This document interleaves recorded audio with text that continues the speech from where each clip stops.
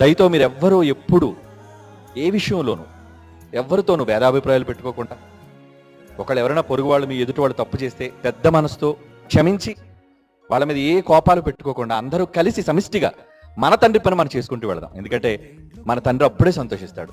అదే నేను హృదయపూర్వకంగా మిమ్మల్ని కోరుకునేది. మీరంతా నా వాళ్ళని నేను ఎలాగైతే అనుకున్నాను, మీరు కూడా మీరందరూ మేమంతా ఒక కుటుంబం, దేవుని పిల్లలం కనుక మేమంతా కలిసి ఆయన పని చేస్తాము అని మీరు అనుకుంటేనే ఇలాంటి ఎన్నో గొప్ప గొప్ప కార్యక్రమాలు మనం చేసి, ఇప్పుడు ఈ సంవత్సరానికి 6 భాషలే, వచ్చే ఏడుకి ఇంకొక 4 భాషలు ఆడే 10 భాషల్లోనికి వెళ్ళొచ్చు. ఏమండి, ఇంకా ఏమేమి దేవుడు మన ద్వారా చేయబోతున్నాడో మనకు తెలియదు.